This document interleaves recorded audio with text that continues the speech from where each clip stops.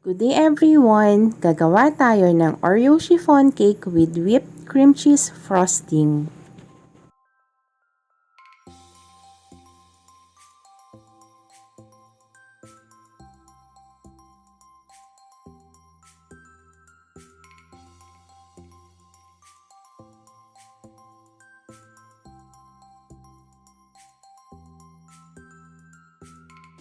For the Oreo po, yung crushed Oreo na yung ginamit ko pero dinikdik ko pa po siya ng konti. Konti lang po, just enough lang na magkaroon pa ng smaller pieces pa, pero this one is optional naman po.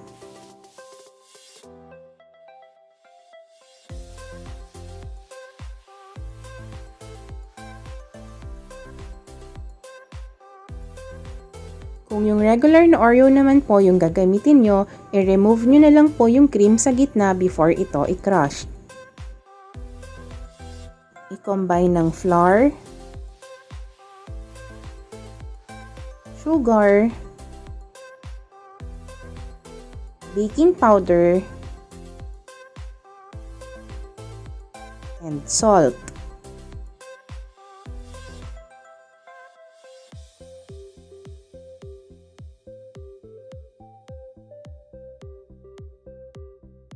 In another bowl, i-whisk yung egg yolk, then i-add yung oil,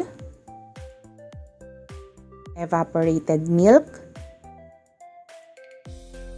and vanilla.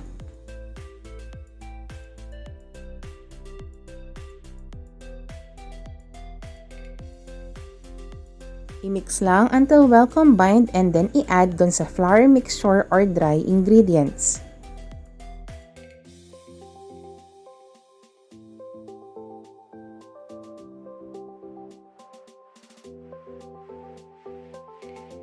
And then i-mix lang until smooth or free of lumps. Do not overmix.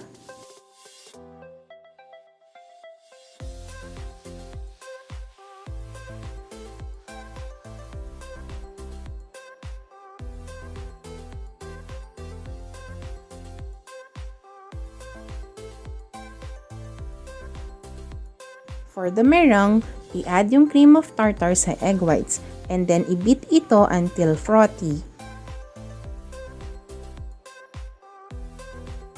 Pag nag-start na siyang mag-bubbles or nag-frothy na, i-add na yung sugar gradually or ng pakonti-konti.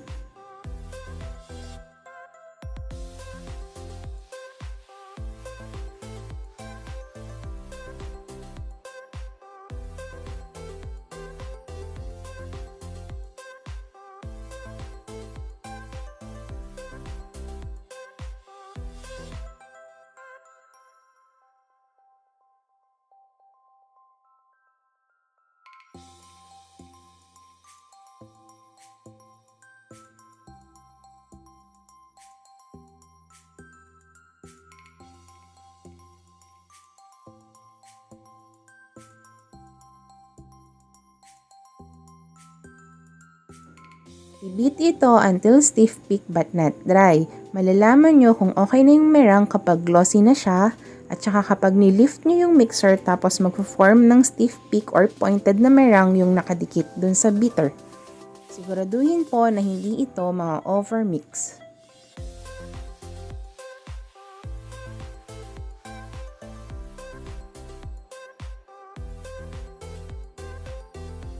Mag-add ng konting meringue or at least 1/3 ng meringue dun sa flour mixture.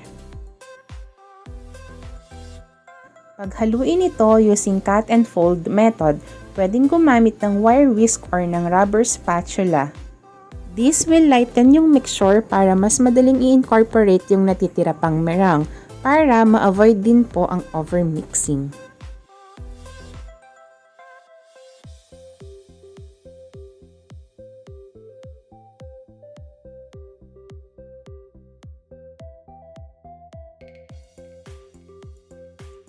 When making chiffon cakes po, usually nag-i-start ako na wire whisk yung gamit and then mag-shift ako ng rubber spatula para mas madaling ma-scrape yung side and bottom ng bowl.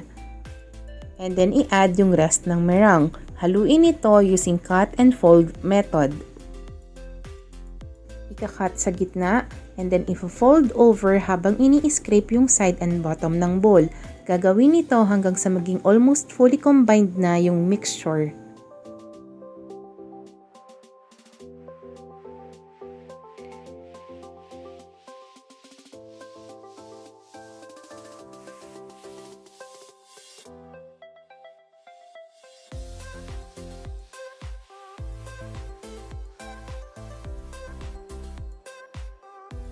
And then i-add yung crushed Oreo. Ikalat ito para mas madali siyang haluin at para ma-avoid ang overmixing. Again, wag niyo po siyang i-overmix.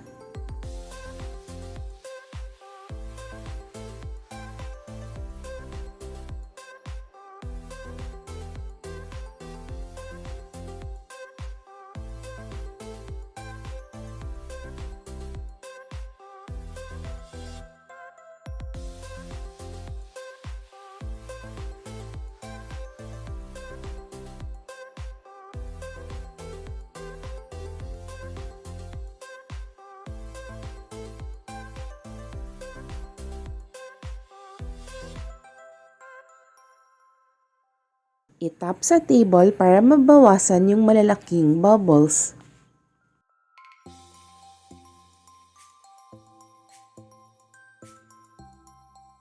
Bake in a preheated oven at 275 Fahrenheit for 25 minutes or until done.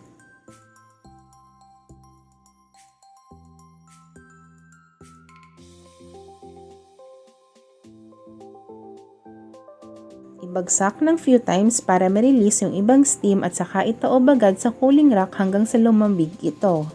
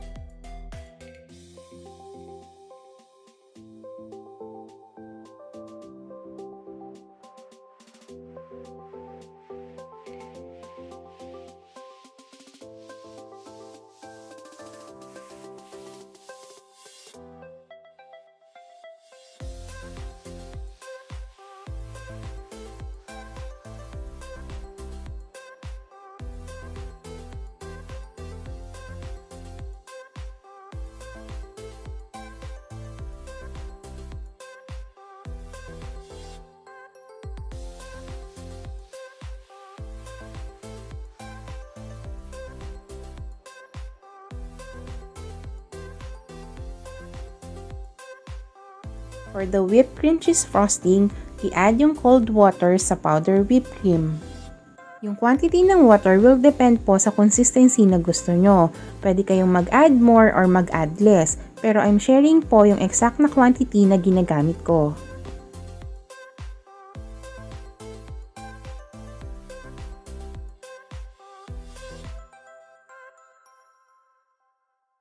I-mix lang until smooth or hanggang mawala na yung pagka-grainy nito.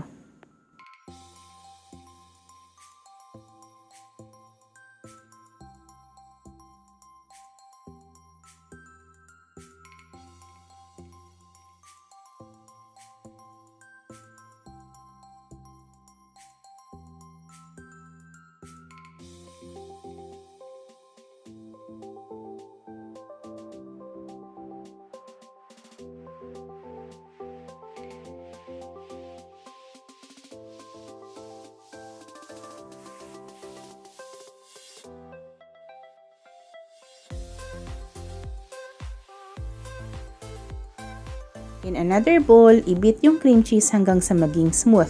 I-make sure po na naka-room temperature ito para hindi rin po kayo mahirapan.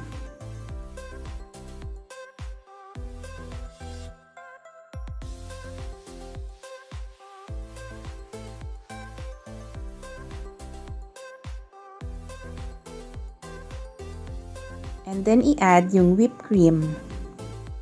Pwede itong i-cut and fold using rubber spatula or ng whisk or i-mixer. Hindi naman po siya madaling mo-overmix unlike yung sa mga liquid na whipped cream. Pero kung gusto nyo ng ganong version, pwede nyo pong i-check yung link sa description box para sa whipped cream cheese frosting using non-dairy whipping cream.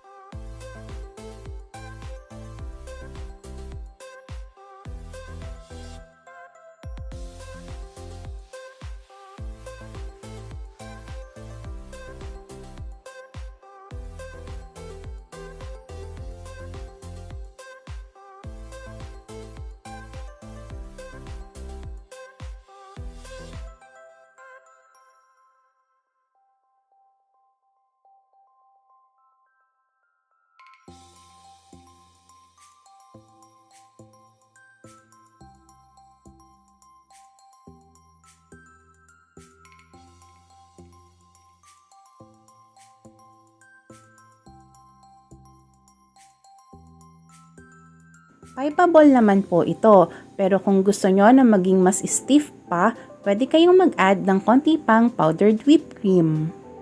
And then i-beat lang hanggang sa maging smooth ulit.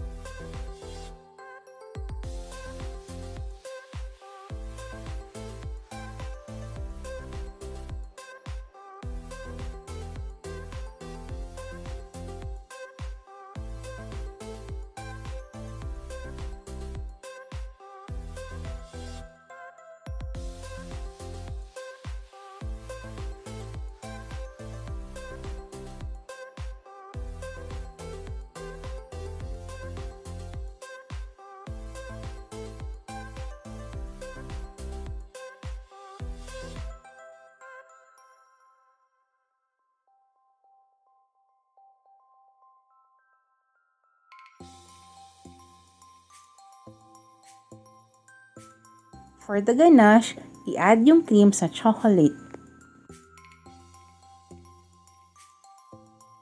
Tunawin ito sa ibabaw ng hot water. Siguraduhin na hindi didikit yung ilalim ng bowl dun sa tubig.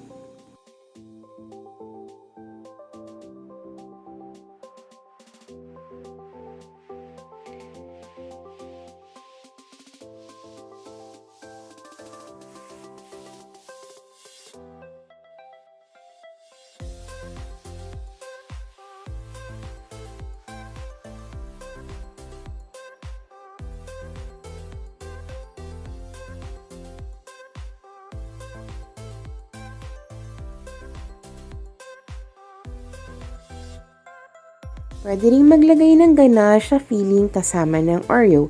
Pwedeng i-drizzle sa ibabaw ng Oreo or i-spread na lang sa ibabaw ng whipped cream bago lagyan ng Oreo.